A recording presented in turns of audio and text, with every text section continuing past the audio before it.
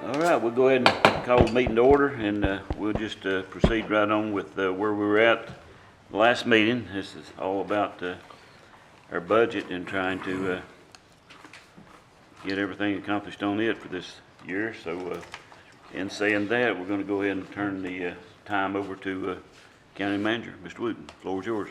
Good morning. It's Friday. I think we were saying that earlier, so we're glad we made it into the week. We are here today because of North Carolina General Statute 159. It requires that the budget officer, which in most counties is the county manager, must present the recommended budget for the next fiscal year to the board by no later than June 1st. That it doesn't mean that we do a PowerPoint, that we have a meeting technically, but that's what we've typically always done. And we record this for the public's information, and of course they're welcome to any public meeting. And it's their budget too, their resources and their tax dollars, so they need to understand how they're being recommended to be spent via your priorities as well. So I'll jump right in. Again, for the board members, if you see something you want me to clarify to understand, please let me know, and I will certainly pause.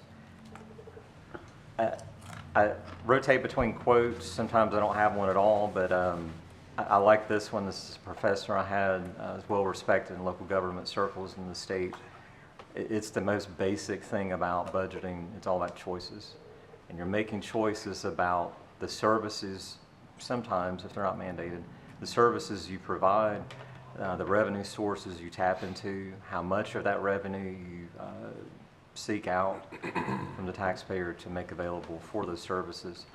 And so it can be hard because you have so many competing needs and limited resources to choose from. So again, really quick, you all as board members and hopefully the public understand our general organization. 5 elected commissioners, of course, 3 appointed staff that report directly to the board.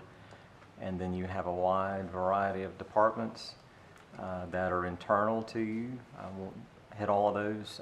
Again, hopefully people understand, but unfortunately, or fortunately for them perhaps, most of our public are out there living their lives, and they are having a hopefully good life and a good time with that, and maybe don't always understand and appreciate the services that we provide. And this is a good reminder, and we try to do throughout the year, not just once, to remind people what we do. Because if they go to the convenience center on a Saturday, they might not associate that with county government. If their children or grandchildren play in a sports league, they might not understand that's the county helping make that happen. So it's incumbent to all of us to make sure people understand these are services we're providing that you all are paying for. So we need to all remember that that's our job too. So in addition to the internal agencies, there are external agencies that we provide. Some on the top of the list there that are funded agencies that are mandated that you provide. And then the bottom are agencies that provides public purpose services via contract that you are authorized to provide, but you have said, we want these agencies to provide those services in this community. And so we haven't always broken these two out like this, but want to do that this year to really make it clear. Again, the top we have to do, and then the bottom, the contracted agencies, these are things that boards over time have said we want to provide to our public. So really quick before we get into the FY27 recommendation, talk about some of the things you've helped make happen in fiscal year 26, current year. So Helene Recovery, Mr. Keller is here. It continues. If you are a survivor that experienced significant impact with your home that was lost, or your job was lost, and sometimes both, those people definitely understand that recovery is still ongoing. But for most everyone else, it's starting to be a distant memory. And so it's important for county government to, again, not dwell in that disaster and be negative in that sense about it. There's a lot of positivity coming out of that for recovery, but we can't forget the people that are still struggling in recovery.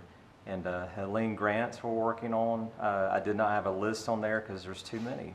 We have the CDBG Disaster Recovery Program that we're working on through the NC Department of Commerce. We're working on at least 3 different building projects out of that, hopefully. Our 911 center, our senior center in Old Fort, and potentially our animal shelter. That might be a long shot. We're also looking at some, we've been awarded one water infrastructure related grant out of the Helene relief, and we're continuing to look at other options for our community to, again, take advantage of a very negative situation to build back better in our resilient efforts. Some other accomplishments real quick. We've completed several segments of our Nebo water system. I think just a few of the roads we're serving now: Memorial Park Road, Rollins Chapel, NC 126 over by the lake. I talked about Helene funding. We received funding to construct a water storage tank over off of Randolph Road area. And we're undergoing what's called an AIA, Asset Inventory and Assessment, on our water system that is mapping all of our lines and valves and hydrants, and will produce really good plans for us. But part of that, they're also doing a rate study to determine if our rates need to be adjusted. Shifting a little bit southwest of town, we have maybe the Providence Hill water system along Sugar Hill Road that will serve West Marion Elementary. We're about 90% complete on those design for those plans. I've stopped giving construction start times. I just, with federal grants, I just can't. I just stopped guessing. It's not fair to you all and anyone else in the public, especially. Was the environmental study complete? Yes, sir. The last aspect of that was archaeological, and there were no areas of concern in their testing, which is great. We did receive funding for that system to complete the loop for Zion Hill and Marlar Roads, and had a meeting with the city 2 days ago just to make sure that we could continue on our system development to make sure we have water to put in those pipes when they're put in the ground. So that was a positive conversation in this regard, but those are ongoing considerations. Speaking of the city and also the town, we are in a facilitated partnership evaluation with the UNC School of Government right now. It's been very low-level discussions about how to better talk to each other and plan and respond to disasters. And so we had a meeting with staff several weeks ago that was very positive about if there's a line break, who's notifying whom, and that sort of thing. So very positive. Moving on, we have received it's EPA funding funneled through NCDEQ of around $580,000 to improve our cardboard and recyclable handling at our convenience centers. There will be an announcement, more formal announcement from DEQ next week that we'll be invited to, and that's a big deal. We receive many tons of cardboard from home deliveries and things, and so we want to make sure we're better handling that and get a better return from our recycling company. We did complete the transfer station repair project using grant funds, American Rescue Plan Act funds, That floor needed a lot of work, and it took quite a while. It was very painful for the staff and the public for several months to endure the temporary situation, but they were very patient, and it's been completed. It's not an accomplishment yet because it's not been done, but we continue to work on additional site improvements there to get the new set of scales online and work on the road and a few other things. Hopefully next year that'll be on this list. You consolidated human service agencies, putting DSS Transit and Senior Center under one human services director. This has led to greater cooperation and partnership with our community agencies and organizations. So very excited about how things are coming together under Ms. Brewer's leadership, and some new initiatives that she's talked about here with you. Also, McDowell Transit Express Service has provided thousands of trips since they've been in service, going back about a year. It was right around the presentation last year. We had a ribbon cutting for service expansion for Old Fort area about a week or so ago. And it is a small, but it is a revenue generator for the transit system. And wrapping up accomplishments, the pool of the rec center experienced a record-breaking first season, 2025. There was a lot of pent-up demand since it was closed the year before. There's some drainage work happening in the former green space. The green space that was a former ball field, and we did enjoy the benefit of a state appropriation for that work. Next, the playground at Maple Leaf Complex was completed with the installation of ADA compliant restroom, and again that was NC Parks grant, and the matching was with the American Rescue Plan Act dollars. We did, talk about Helene doing some repair work at our 3 impacted parks. That should start hopefully this summer. It's taken a tremendously long time. The shutdown of the government didn't help, and DHS, sorry. But we finally received, I think, what we need to go to bid on that work this summer. So let's move on to FY27. So your priorities that you told me very recently, as recently as Tuesday night, is that you wanted to make sure we are able to recruit and retain our staff. You want to maintain the current level of county services. You want to maintain education funding at appropriate levels. And lastly, and maybe and more importantly, from what you said Tuesday, you wanted to accomplish all of the above while minimizing the impact to the taxpayer. So the process, just really quick, I meet with the departments. You have met with certain external agencies, school system comes to mind. After those meetings happen, Ms. Bell and I get together, and it's about 2 months of talking, and we look at revenues a lot. We look at the needs that have been expressed, and we try to make miracles happen sometimes, because every department every year has more needs than available resources, and so it can be challenging every year to try to alternate who is able to get this or what have you every year, but we do our best. The next one, we're here today making the recommendation. The budget, there will be an ad in the paper for letting the public know it is available in the clerk's office. There will be a public hearing on June 15th, and then we'll ask that you approve the budget on June 30th.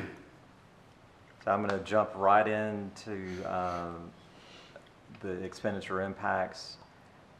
And I'll say before I start going through line items and different things or totals, I've provided you throughout the budget season and others a reminder that many of the things we'll talk about today, I have a little expression, it's not in here, but a lot of this is same and old. It's not new and fun, or however you want to label it. Most of this is the cost of doing business. You know, you'll see some of this in here. There are some enhancements with COLAs and things, and I'll hit on, but some of this, if we just did nothing else, which is a lot of this budget, other than just showing up and keep doing the same things, it's just more expensive every year, just like at home. You know, folks aren't doing anything any new and different at home, but the power company increases the bill, you know, mortgage rates, all the things that happen at home, groceries are more expensive. We experience the same thing here on a much grander scale. And so people may see big numbers and they may see growth of budget numbers and percentages. I'd like to say and think for somebody out there that, wow, what new are we getting? Are you having increased hours at your convenience sites, or building a new library somewhere, or a new park or something? No, none of that's in here. This is just status quo, more or less. Just for, I guess, my personal information, maybe the interest of others, do you have a percentage of what the cost of fuel has increased this year for our county? In the current year, I know I haven't asked We for use the a lot. numbers in a few days, but have any idea on a percentage increase? We were paying a little over $2, and now we're paying $3.40 something. And that's about, and Diesel's even more.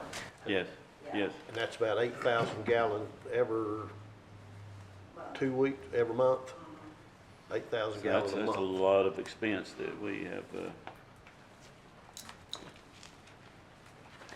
So it's probably, we're probably at least 30% higher on our cost on that. When fuel prices increase, you know, every manager and finance director everywhere across the country, I'm sure, has conversations about what can we do to save fuel. And most, for us at a county level, most of our fuel expense is tied to waste collections, which is diesel, and then mostly, with some exceptions, but mostly public safety. And so we can't park our ambulances, and you're not asking and suggesting that by any means. We can't park our deputies, and so we don't have the opportunity to really save a lot of costs there, around the margins, but not very much. And so you see, we'll see pie charts here in a bit, but for emergency services and sheriff's office, it's about $600,000 of increase. And county organization improvements for the current year raise and benefit impacts. This budget does have a 2% COLA.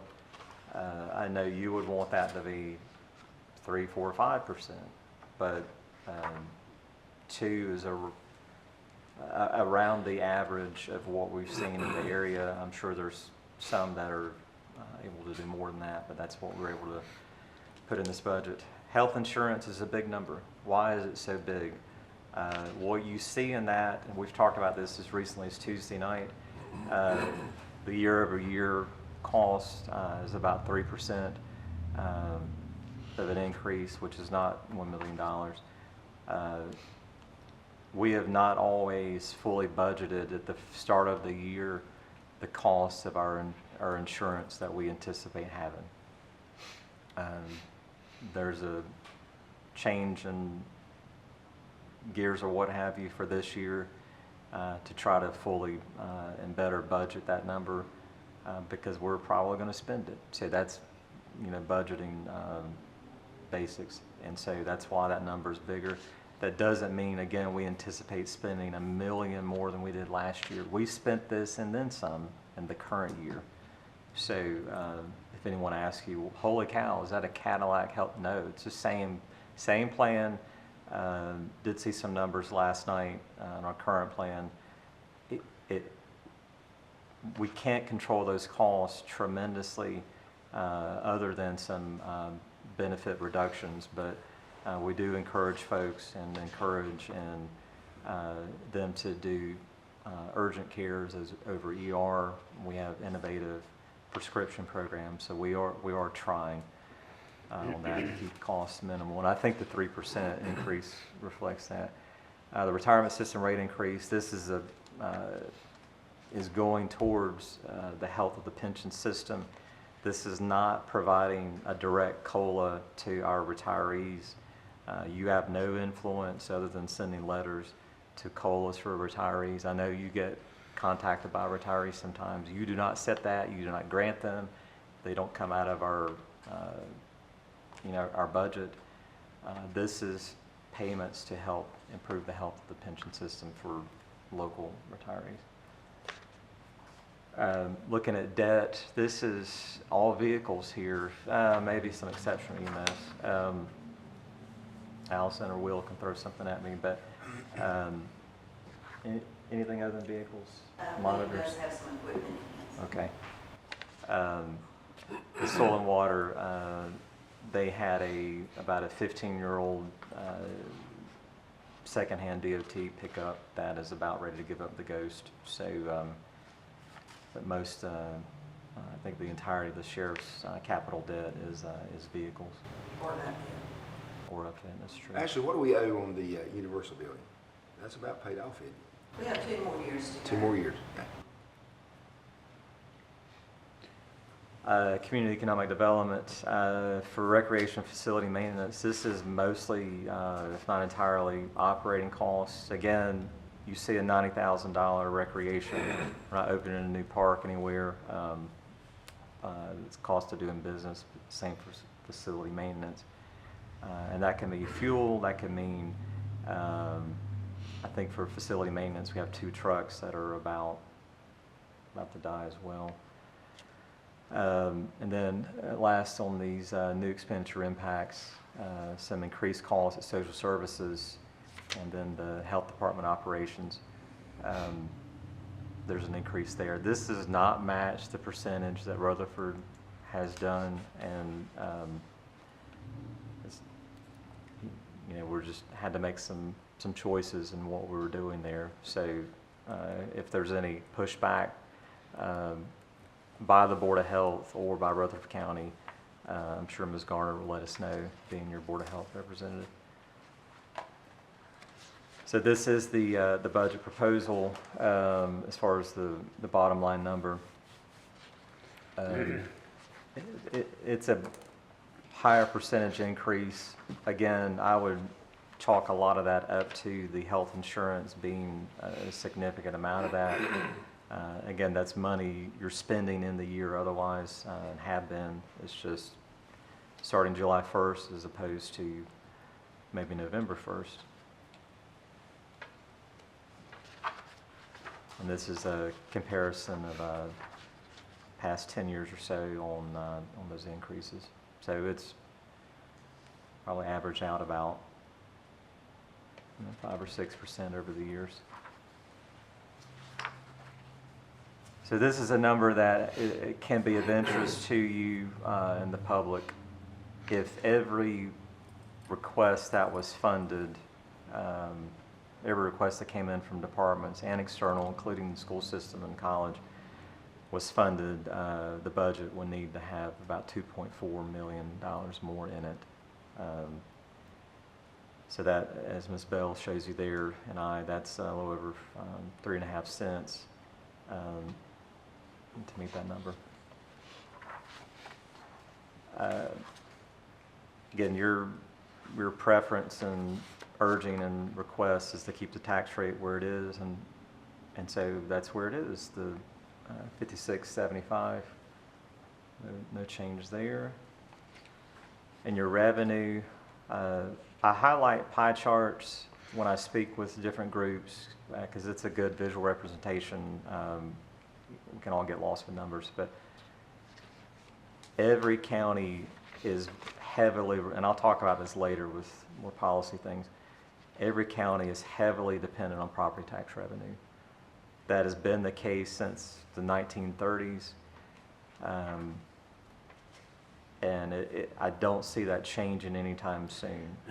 I know probably, you've said it a lot, I don't have to say probably. Your preference and many others would be to have less reliance on property tax and more reliance on sales tax.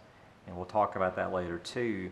But even then, you have limited options with revenues. We've talked about a couple, and I'll talk about that again later. But this is for when your public and your taxpayers talk to you about, this budget and anything else, they need to understand the services that they demand have a cost, and they know that, but unfortunately our options are pretty limited. And so, again, that's the push and pull that's always there on trying to provide the services that they're asking of you. So there are revenue changes in the budget. There's no tax rate increase in there. And so if you see a property tax revenue change, that is through growth in our base. That is through what I would say is maximization of the revenues that our base is able to generate. So that number, that 2.5 million increase, again, does not come about because of a rate increase or any change to the taxpayer. We talked a lot about this Tuesday night. There is a fund balance appropriation in the budget. For a true fund balance appropriation to balance the budget, I think we have to go back maybe to 2020 maybe, or 18, somewhere in there. It's been a while. So it is what it is, and to do the things that you want to do with the resources we have, that's what our option is. If you want to maintain services at the current level and maintain our primary revenue sources where they are, it's pretty much the only option. The next item, I go back almost a year talking to you about with DSS revenue. This is almost entirely based on what is we tend to call HR 1, but is the One Big Beautiful Bill Act that was passed by Congress about a year ago. While there are many, federal legislation can have many different things in it, and there can be good and bad and sometimes ugly. And I will say the bad or ugly in that bill that affected North Carolina counties very specifically was that the administrative costs for food and nutrition services, also known as food stamps, the cost share changed. And the congressional preference was to reduce federal share and increase the non-federal share. So for about 42 states, that means the states are picking up that non-federal. And the 7 or 8 others, that means the counties more than likely will pick up that cost. So that's about 365,000 of that number that we will now have to eat. No pun intended, talking about food stamps, but I have, going back based on your direction to last summer, reached out to our state delegation asking for the state to cover that cost. And I did that when the short session started again this year, and I have received communication back that is being looked into, and I've heard otherwise that it's being discussed, but I haven't heard anything otherwise promising.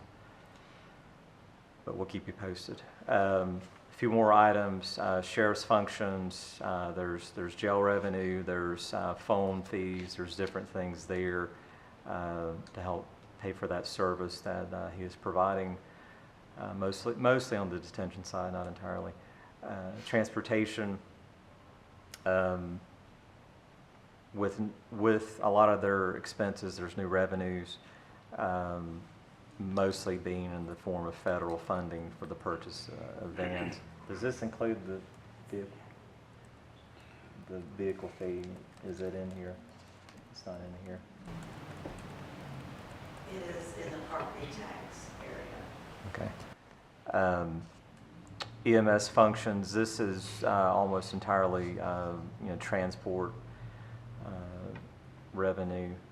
And then you see the sales tax numbers, some conservative estimates on where growth could go. And it's hard to say. We definitely always, not just once a year, but encourage our folks to shop locally. And the order that I recommend is, if you can buy it in McDowell County, buy it here. If you cannot buy it here and you can find it online, buy it online.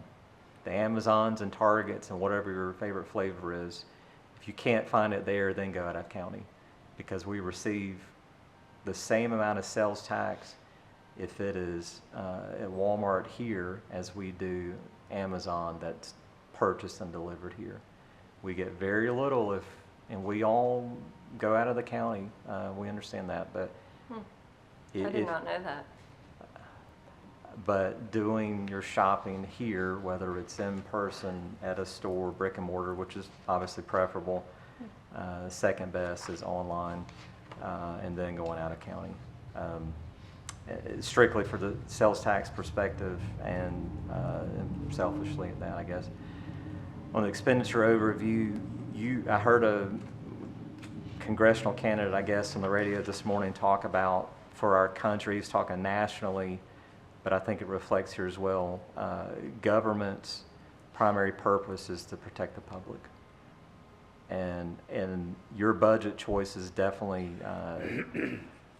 reflect that here.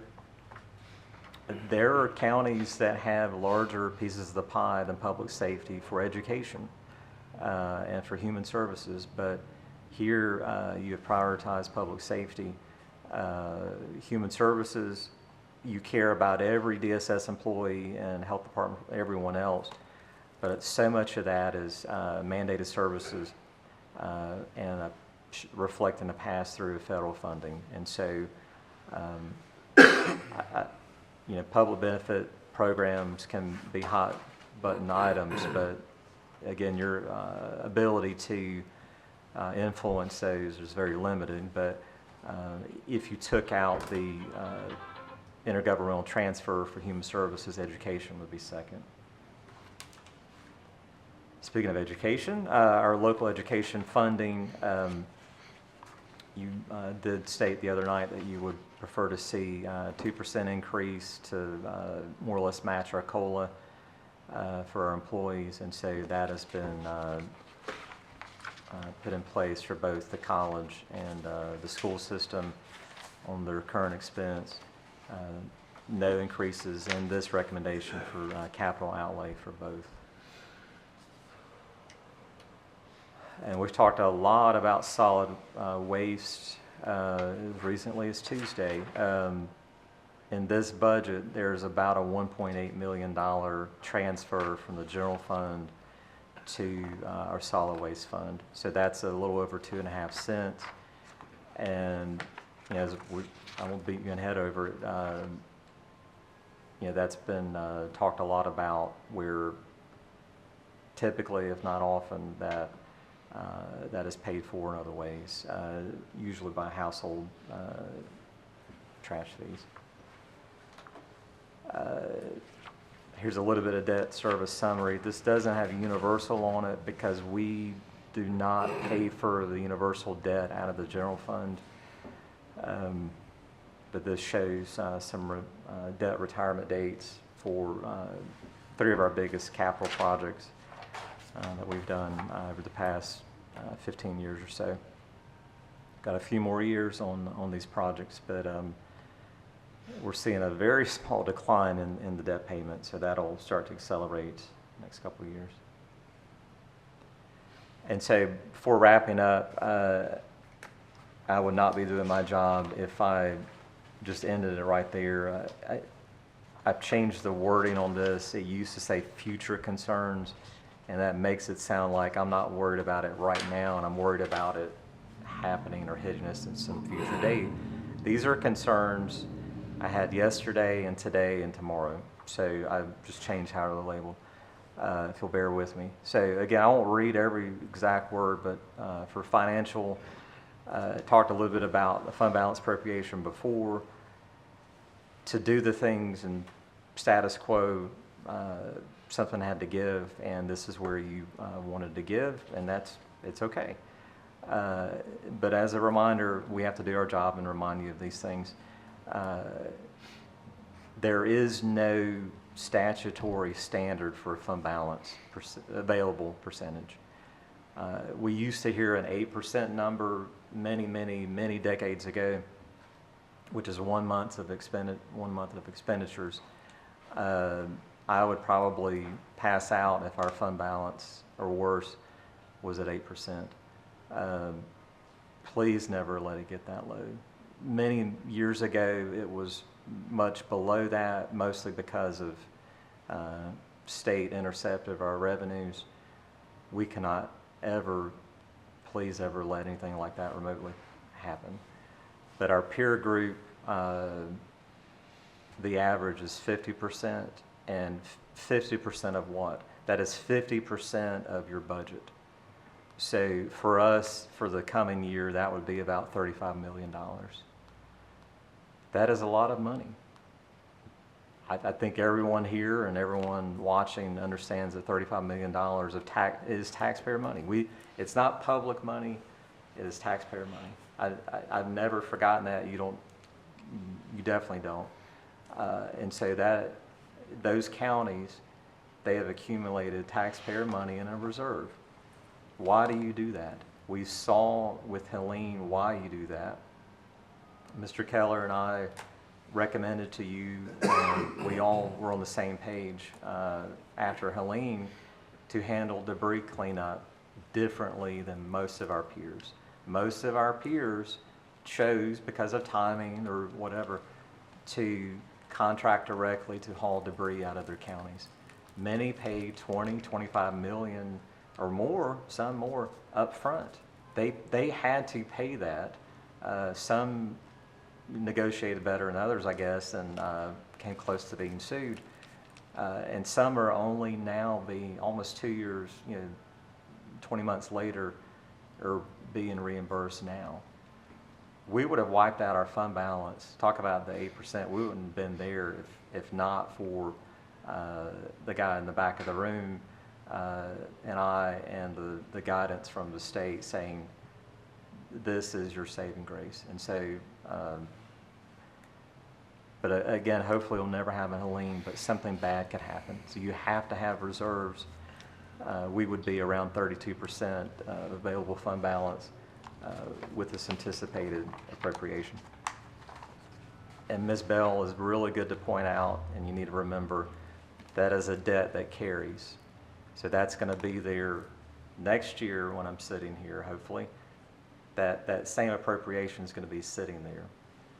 And we may be in the same boat where you need one of an equivalent amount to make the budget balance at that point.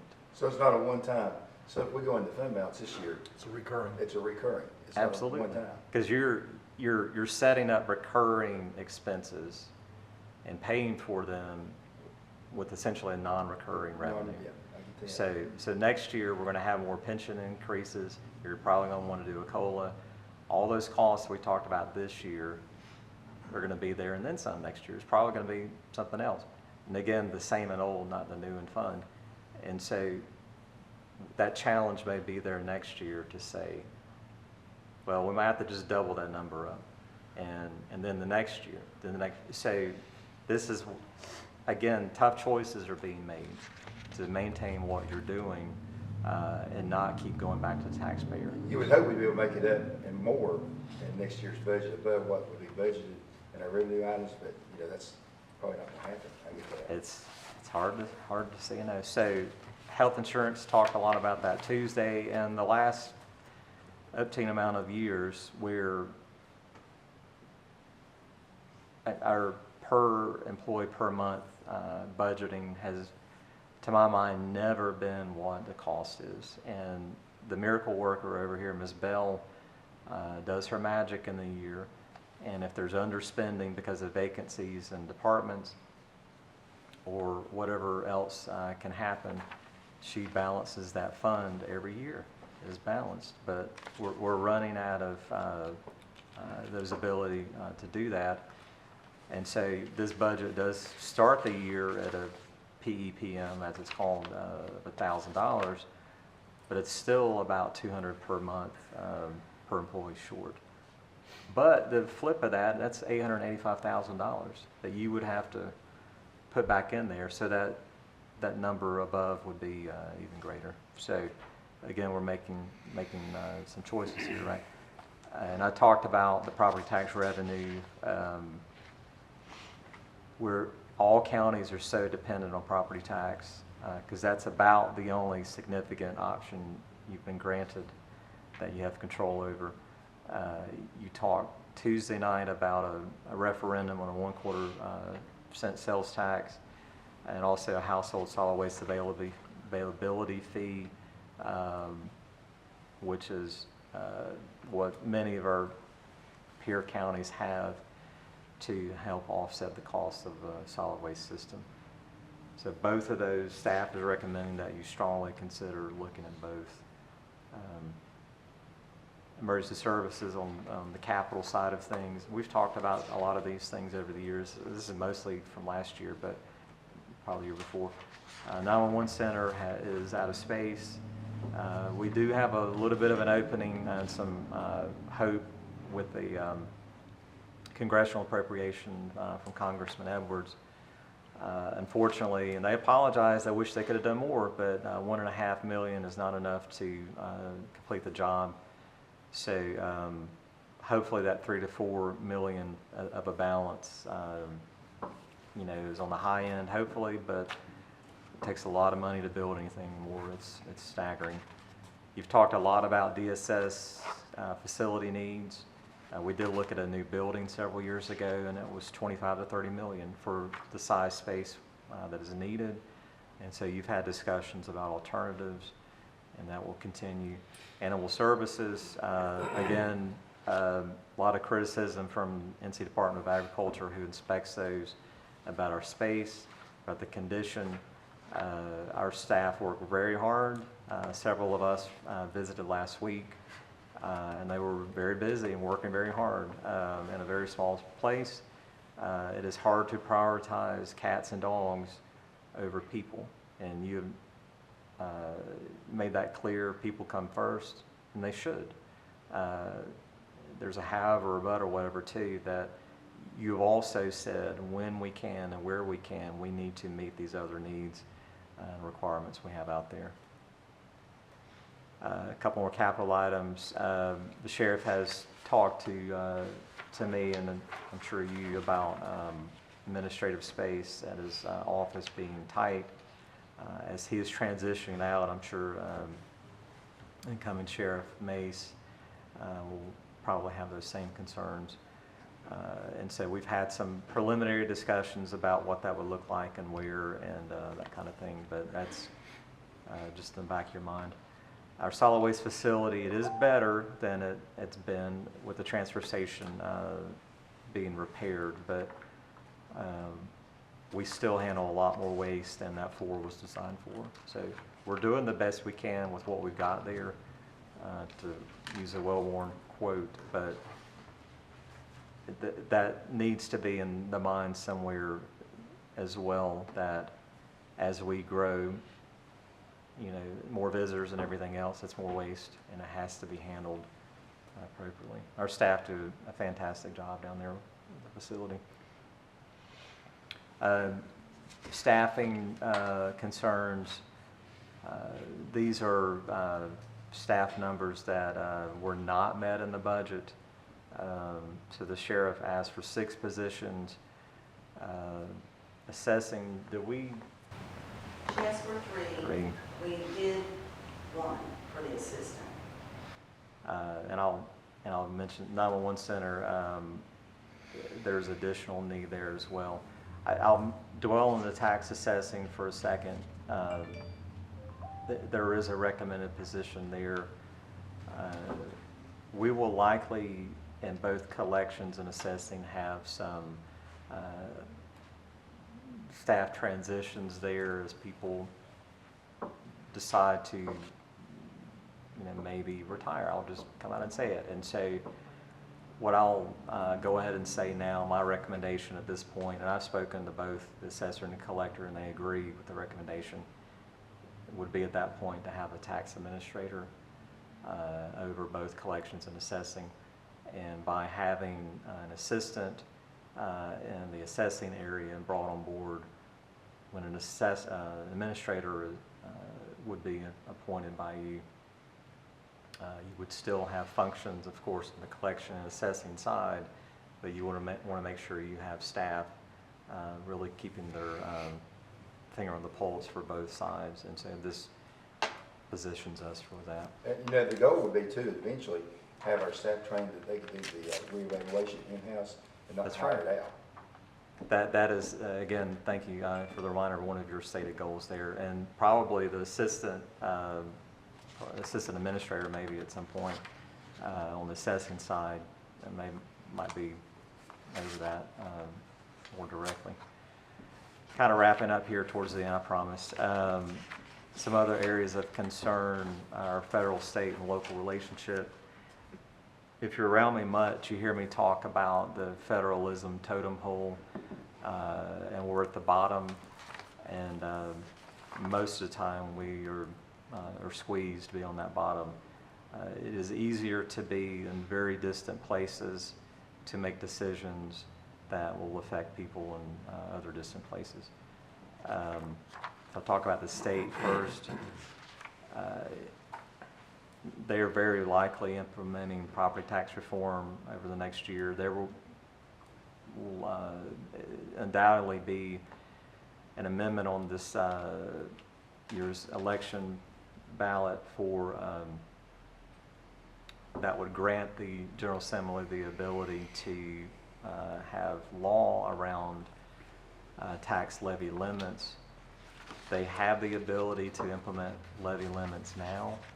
They don't need a constitutional amendment, but that's the way they want to go, and that's okay. But assuming that would happen, that the amendment would pass, I would assume then they would pass legislation that would implement levy limits. Levy limits are relatively common across the country. It's not necessarily bad policy to have predictable, if any, increases on your property tax revenues for your taxpayer.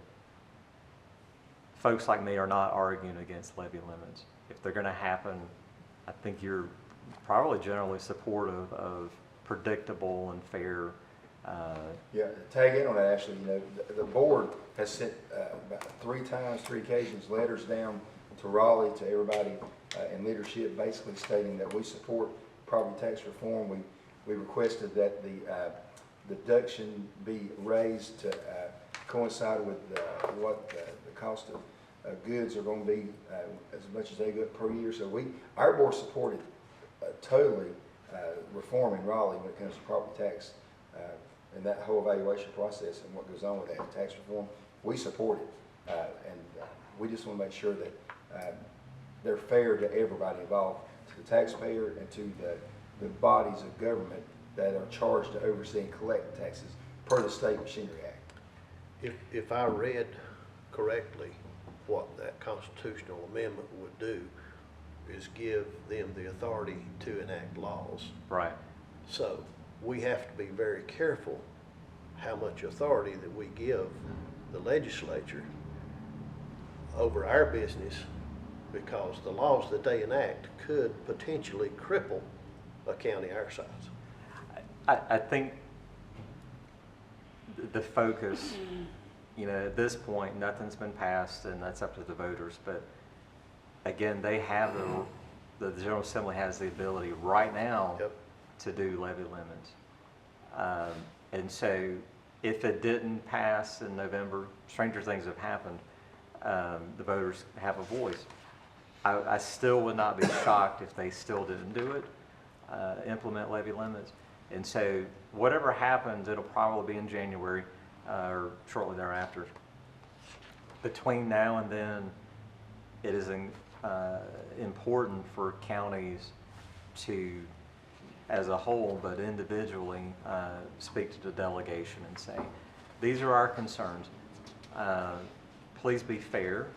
As Mr. Walker said, we need to be fair to the taxpayer and their money, but also be fair to the local governments, because as the next item says, there needs to be reform that balances what the public wants. You know, not everybody in the public wants and demands everything we do.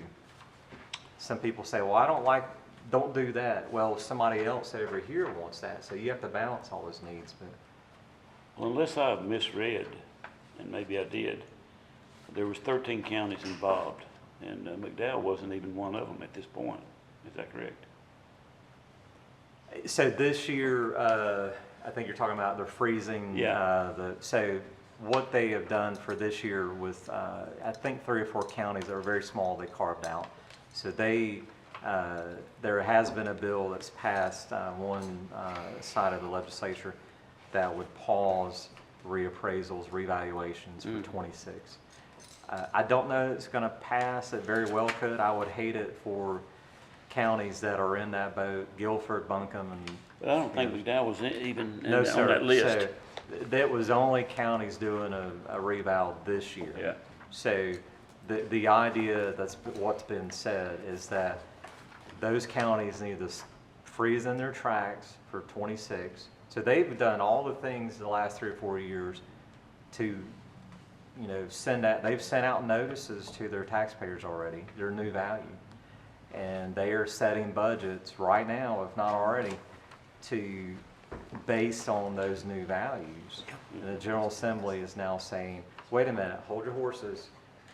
We might want you to use your older values while we talk about reform. That bill, it doesn't include McDowell, and again, it affects those counties specifically. But the point of all that legislation that was for those 10 or so is for them to stop with the anticipation of reform happening. It's not passed yet. It doesn't include us. Yeah. But reform is going I to just happen. don't want to send the wrong message out to the taxpayer. No. You know, they need to know exactly where we're at, and I don't want them to think one thing and something else going on. I don't want the taxpayer in McDowell County to go to the polls voting for a constitutional amendment that they think automatically caps a limit on their taxes, which it does not. It simply gives Raleigh the authority to do what they want to do. And there will probably, our voters, many of them and most are very well informed.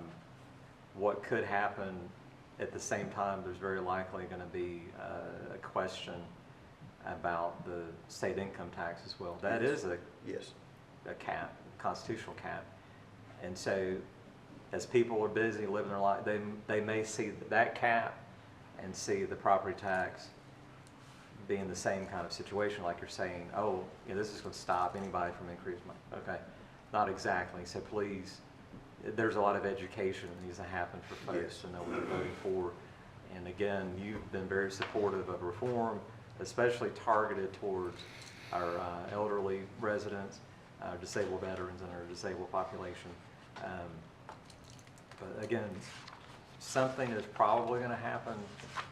We don't know what, but we need to be able to advocate for if reform happens, more specifically, advocate for fairness moving forward. I talked about HR 1 earlier, and I won't dwell on it so much, but it is easy, in my opinion, for folks in Washington and Raleigh to make decisions there that that look good and feel good and all that have consequences. And again, I talked about Congress passing that bill that is pushing costs to us. I think I haven't heard from our delegation, but I've heard in other places they did not understand this change would impact counties. And to me, that's a failure of somebody, not us, but of somebody. And I know the Association of County Commissioners pushed that information, and it's just, you know, they're doing their best up there with a lot of competing information coming at them. But I've made it clear to federal and state delegation, this is affecting us. And again, Mr. Keller is here. He knows this very well. There's been FEMA reports generated lately. There is a desire to have FEMA pull back even more from their responsibilities in a response to disaster. And a lot of the state funding currently comes from the federal government. And so if decisions are made to pull back on that, it's already kind of in play, but anyway, more of that could push even more on our local responders. And it's always, and I'm not going to try the phraseology of how we respond to disasters, but we did see FEMA-sponsored urban search and rescue folks here before Helene, during, and after.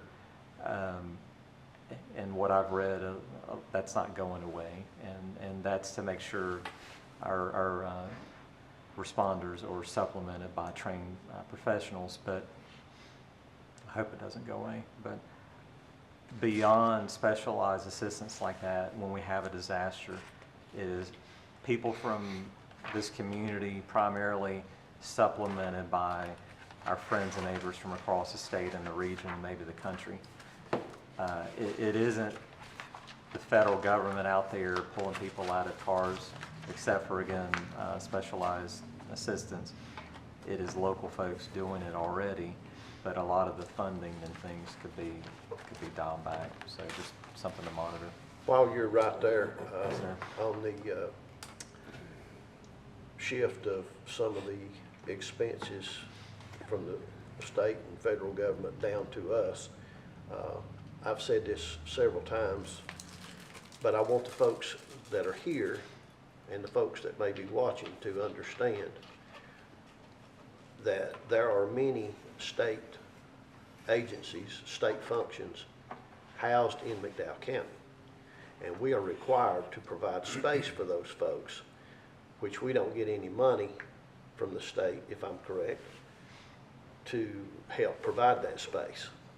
So that comes from the taxpayers in McDowell County, which to me, we need to push for some help in that area also.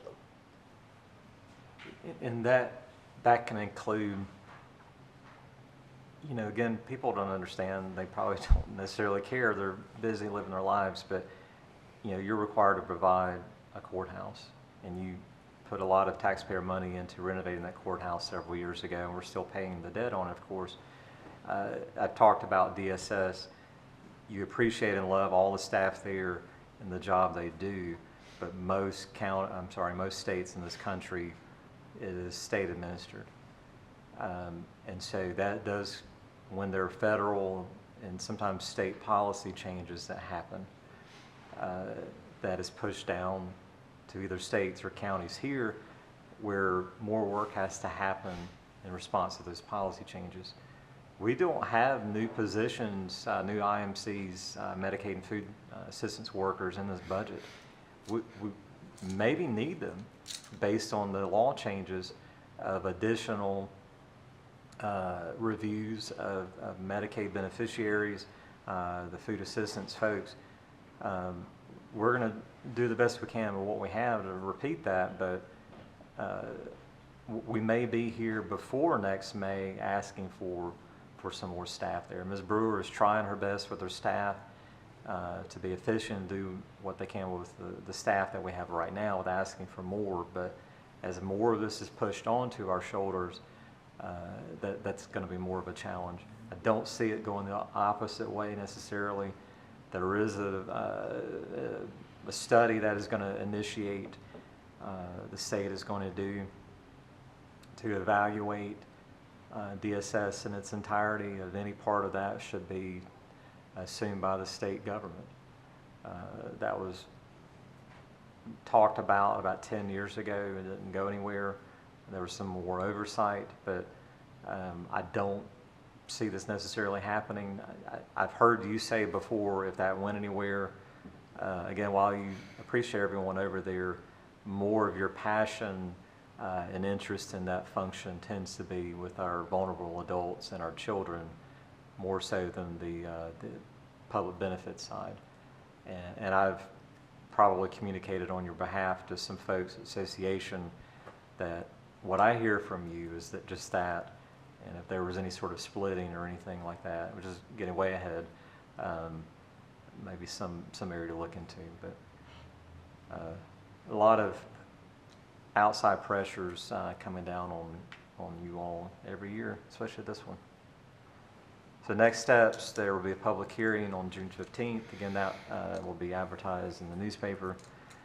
And then we'll, it says by June 30th, we'll ask that you approve it. You could on the 15th, but if there was any need to make any tweaks, could push it out to June 30th when we're scheduled to meet. That's all I have. Well, I'd just like to say a couple things today. First of all, we're certainly not taking action on anything today, I don't think, but we work, for those out there that are watching us and those that are sitting here today, we work really hard to make this happen. And listen, there's a very big weight that is of responsibility that is lying on the shoulders of these 7 people right here today, including Allison and Ashley. It's a big responsibility. And, when we compare ourselves to other counties and look around on what they have, and lots of times we want to do that as just normal citizens. I do it. Why can't we have what Burke County has? Why can't we have what Buncombe County? We don't have the money, is the bottom line. We work on this county, we work on a $60+ million budget. Some of these other counties are working on a 70, 80, $100+ million budget. They have a lot more to work with. And we see it, and I say this all the time, we have the problem here in McDowell County where we're limited to growth because of the state owning so much of our county. I have said that many, many times, and they evidently keep growing here in our county. We see that, we know that just here soon, with some of the hickory nut trace, the Sweeney property that is going to be turned over to the state. Again, that's less revenue for the county. Less and less and less. Without the property, it limits growth. And so I think with the resources that we have here, that we do very well. And that's probably controversial to a lot of people that are out there today. They don't understand and see what we have to work with and what we are trying to do here. But we are compassionate about the county, every one of us, and about trying to do what's right. And we have to look at the needs of everybody, not just one or two. We can't just say, okay, we're going to try to cater to this little department or this little area over here or this group over there. We have to try to please everybody, and I have to try to give a little to everybody. But sure, we make mistakes, but we do absolutely the best we can with the resources that we have, and we truly want you to understand that today. To speak to what you just said, Tony, I looked up real quick. Buncombe County's budget is $485 million. Yeah. Burke County right beside us, their budget's $120 million per year. I think we do well with what we have. And that's all I've got on that. Caldwell County's $130 million. Move we adjourn. Motion that we adjourn. All in favor? Aye. Aye. We are adjourned, ladies and gentlemen.